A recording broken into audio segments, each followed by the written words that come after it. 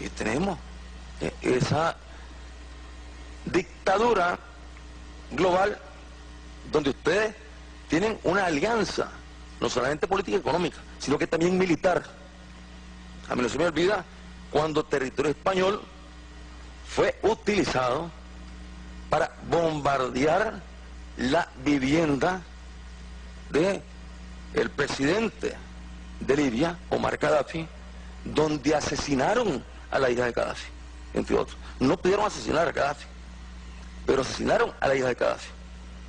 Y eso es reciente, es historia reciente, es historia de la época de la democracia de España, ya España democrática, ya no estaba Franco, ya habían pasado los pactos de la Moncloa, y después de eso, ustedes prestándose solícitamente a la política terrorista de los yanquis para bombardear la casa de Gaddafi y asesinar niños.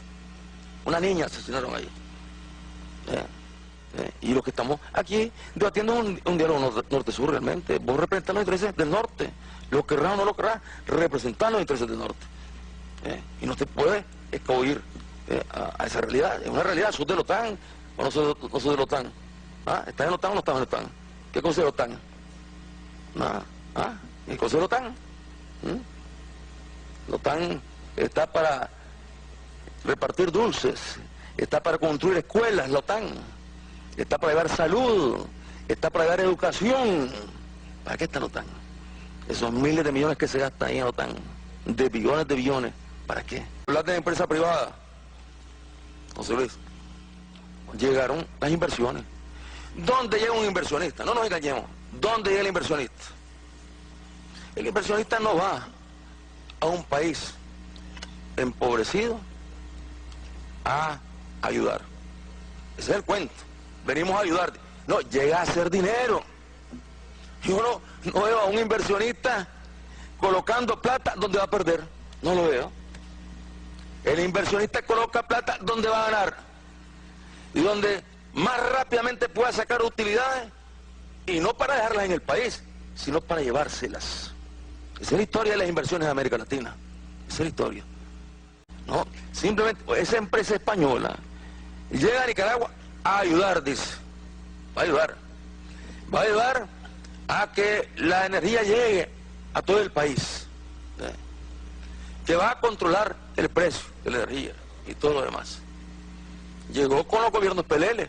Nosotros no hubiéramos dejado entrar a Unión Fenosa, no hubiéramos entregado la distribución. Igualmente entregaron la generación, el 47% de la generación entregaron. ¿Qué compraron los inversionistas? Los inversionistas no compraron las empresas generadoras que estaban en mal estado. No, ¿quién va a comprar una empresa en mal estado? Que están en manos del Estado. Esas no las compraron. Compraron en medio de actos de corrupción las empresas generadoras que estaban en buen estado, donde podían sacarle utilidades y ganar lo que estaban dando por la empresa en un año. Sacaban ya lo que habían invertido y luego lo que han continuado ganando por años. Toda una mafia, esa es una actitud mafiosa. Son actitudes mafiosas, ganteriles, prácticas ganteriles dentro de la economía global, de la que son víctimas nuestros países. ¿Por quién? Por culpa de los PLL, no de los pueblos, porque los pueblos no son consultados. Tenemos que lograr unir el mundo para salvar la tierra, nuestra tierra, en la que viven pobres, demasiados pobres, y ricos, demasiado ricos. Pero la tierra no pertenece a nadie, salvo al viento. Como se sabe, las Naciones Unidas fueron fundadas 3 o 4 países. Ellos fueron los que la fundaron, que a la sazón estaban contra Alemania. Las Naciones Unidas fueron creadas por naciones que se unieron contra Alemania en la Segunda Guerra Mundial. Constituyeron un órgano denominado Consejo de Seguridad, que convirtió a esos países en miembros permanentes y le otorgó el derecho de veto. Nosotros no estábamos presentes en ese momento. Las Naciones Unidas se configuraron de acuerdo con esos países que tenían la intención de que nos sumáramos a los planes originales. Esa es la esencia real de las Naciones Unidas cuando se fundaron hace más de 60 años. Eso sucedió en ausencia de unos 165 países, a razón de 1 a 8, es decir, 1 estaba presente y 8 estaban ausentes. Esos países redactaron la carta, de la cual tengo aquí una copia. Al leer la Carta de las Naciones Unidas, se puede constatar que el preámbulo de la Carta difiere de sus artículos. ¿Cómo surgió la Carta? Todos los que asistieron a la Conferencia de San Francisco en 1945 participaron en la redacción del preámbulo, pero dejaron los artículos y el reglamento interno del llamado Consejo de Seguridad en manos de los expertos, los especialistas y los países interesados, países que habían establecido el Consejo de Seguridad, los que se habían unido contra Alemania. El preámbulo es muy atractivo, nadie lo objeta, pero todas las disposiciones que aparecen después lo contradicen completamente. Rechazamos esas disposiciones y nunca las respaldaremos. Se volvieron obsoletas después de la Segunda Guerra Mundial. En el preámbulo, por ejemplo, se afirma que todas las naciones, pequeñas o grandes, son iguales. ¿Somos iguales en lo que respecta a los pueblos y en los puestos permanentes del Consejo de Seguridad? No, no lo somos. En el preámbulo se afirma por escrito que todas las naciones son iguales, sean pequeñas o grandes. ¿Tenemos nosotros derecho de veto? ¿Somos iguales? No. En el preámbulo se dice que tenemos igualdad de derechos, ya sean en nuestros países grandes o pequeños. Eso es lo que se declara y lo que acordamos en el preámbulo. Por tanto, el veto en el Consejo de Seguridad contradice la Carta. No aceptamos ni reconocemos el veto. Vamos a las Naciones Unidas porque pensamos que éramos iguales, solo para comprobar que un país puede objetar todas las decisiones que adoptemos todos en la Asamblea General. ¿Quién le dio a los Estados miembros permanentes del Consejo de Seguridad esa condición? 4 de ellos se concedieron esa condición ellos mismos. En el preámbulo de esta carta se afirma que no se deberá recurrir a la Fuerza Armada, salvo en interés común. Ese es el preámbulo que acordamos y firmamos, y nos sumamos a las Naciones Unidas porque queríamos que esta carta reflejara eso. Se indica que solo se recurrirá a la Fuerza Armada en interés común de todas las naciones. ¿Pero qué ha sucedido desde entonces? Han estallado 65 guerras desde la creación de las Naciones Unidas y desde la creación del Consejo de Seguridad. 65 guerras desde su creación, con millones y millones de víctimas, más que en la Segunda Guerra Mundial. ¿Acaso en esas guerras, así como la agresión y la fuerza se utilizaron en esas 65 guerras, responden al interés común de todos nosotros representados aquí? No. Esas guerras se llevaron a cabo en aras de los intereses de 1, 3 o 4 países, pero nunca de todas las naciones. Señor presidente de la Asamblea, siento que nuestras Naciones Unidas están sometidos al Consejo de Seguridad, están subordinados al Consejo de Seguridad. ¿Para qué sirve estas Naciones Unidas? Si aquí un grupo de países deciden intervenciones, matanzas, ¿será Consejo de Seguridad para quiénes?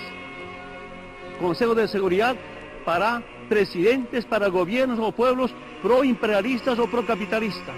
Pero es un Consejo de Inseguridad para presidentes, pueblos o gobiernos que buscan la liberación, no solamente la liberación social ni cultural, sino la liberación económica. Thank you. Thanks to Stop the War for inviting me. I visited Libya twice over the past 6 months of the crisis. The first time I was on a peace mission, and the second time I was a correspondent for Press TV, and I also did some reporting for Russia Today. I left just after the so-called fall of Tripoli, and I was there during that horrendous week of the fighting in Tripoli. Dan, I think, really well contextualized how the war in Libya is a war on Africa. As a journalist, I'm going to talk a little bit about the role of the media, and this has been an incredible media war. Dan alluded strongly to the criminalization of the Libyan government and Gaddafi. So they said, the media said that thousands of people were about to be killed in Benghazi, but they never showed us any evidence. They said that 6,000 people had been killed by the government.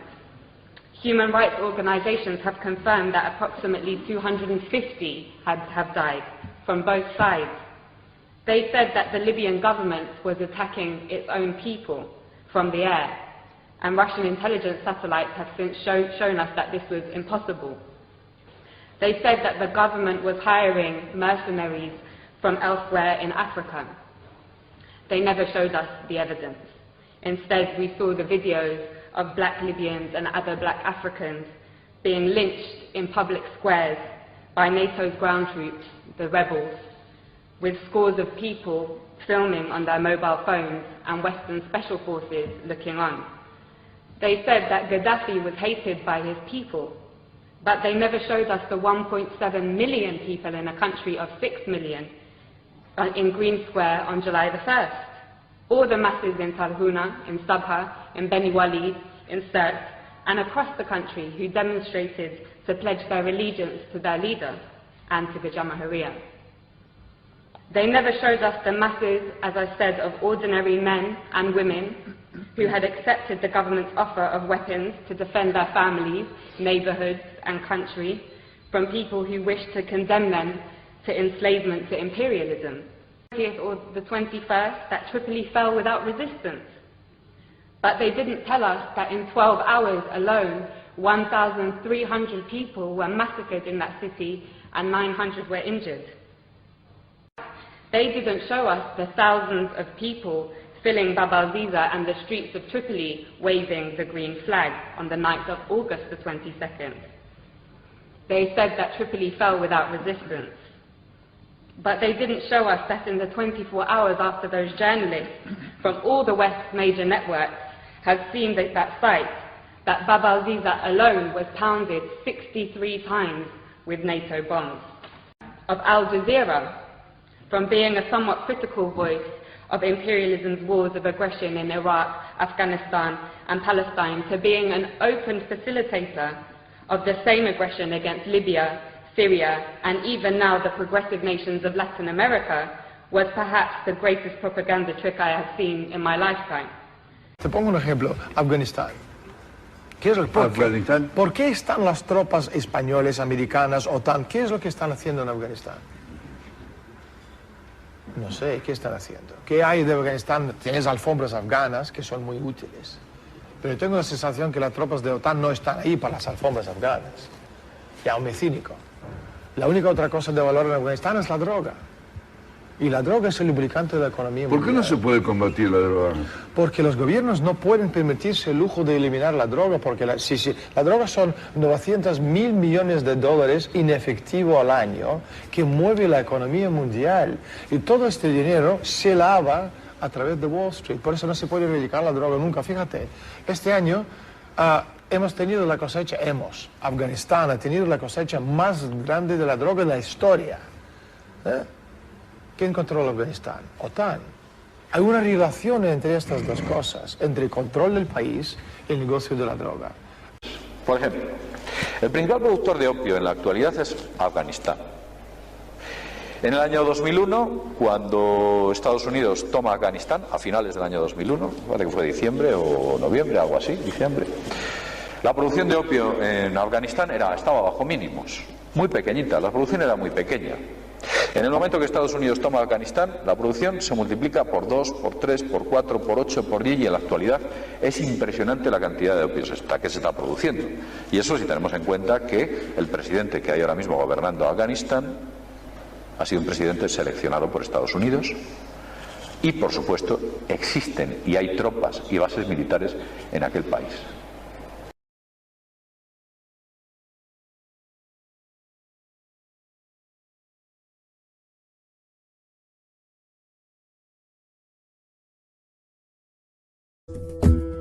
Within that same year, the U.S. invaded Iraq in the first Gulf War. And after crushing the Iraqi military and destroying their infrastructure, including water purification plants and hospitals, crippling sanctions were imposed which prevented that infrastructure from being rebuilt. These sanctions, which were initiated by Bush Sr. and sustained throughout the entire Clinton administration, lasted for over a decade and were estimated to have killed over 500,000 children. The Clinton administration was fully aware of these figures. We have heard that 500,000 children have died. I mean, that's more children than died in Hiroshima. And know, is the price worth it? I think this is a very hard choice, but we think the price is worth it. Ms. Albright, what exactly was it that was worth killing 500,000 kids for? Well, I would talk as little publicly as possible, because we don't really know what is going on. We are going to go through a period of great uncertainty and of a lot of maneuvering once the lid is off. Right now, everybody's focused on the removal of Mubarak. That is only the first scene of the first act of a drama that has to be played out.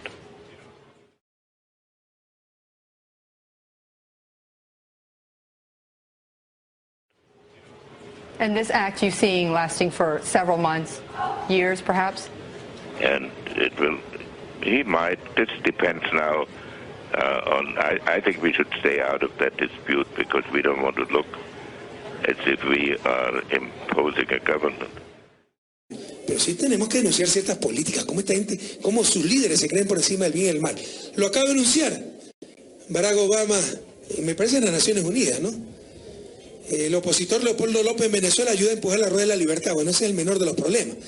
Pero anuncia la creación de centros de innovación en todo el mundo y facilidades para su innovación.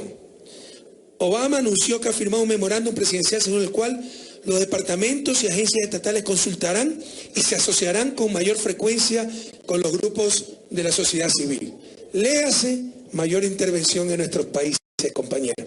Y lo dicen con todo descaro. Esto significa la USAID financiando a Fundamedios, financiando a las CONAIE, porque van a financiar a todos los opositores de los gobiernos progresistas. ¿Qué se creen? ¿Por qué no se revisan primero ellos mismos? También contempla contrarrestar los esfuerzos de gobiernos extranjeros por imponer excesiva restricción a la libertad de expresión, de asamblea pacífica y asociación. ¿Qué se creen? Esto es por intervenir en Venezuela, Bolivia, Ecuador, etc. Porque esos son los gobiernos extranjeros, que restringimos la libertad de expresión. Allá sea libertad de expresión, vaya vean de quiénes son todos los medios de comunicación, de negocios privados, del gran capital, y tienen convencida a la gente que allá hay libertad de expresión. Libertad de asociación, miren lo que hicieron con MSC Square. Si la contrata, se la contrata el extranjero, si la contrata un ecuatoriano no importa, un norteamericano no importa. Si la contrató el gobierno ecuatoriano, tiene que describir todo lo que ha hecho en base a ese contrato al Departamento de Justicia, me parece, de Estados Unidos. Un poquito de derechos humanos para que, entre otras cosas, eliminen la pena de muerte, un poquito de derecho internacional para que ya acaben con el embargo a Cuba, un poquito de democracia para que se acabe la segregación que todavía existe, racial. Vean la realidad de los negros en Estados Unidos. Un poquito, para enseñarles, un poquito de verdad de libertad de expresión, para que no sea la libertad de expresión del gran capital, dueño de los diarios en Estados Unidos, sino la libertad de expresión. Tiene plan para construir nuevos líderes en nuestros países, no en su país. ¡Qué descaro! Esto parece como cotidiano, como sin nada. ¿Se imaginan lo que es esto? Estados Unidos interviniendo en nuestro país, y así sea dictadura, así sea esa dictadura apoyada por estos mismos, dicho sea de paso cuando les conviene. Vamos a ver cuántos líderes crean, pues, esas monarquías absolutistas del Medio Oriente están apoyadas por Estados Unidos.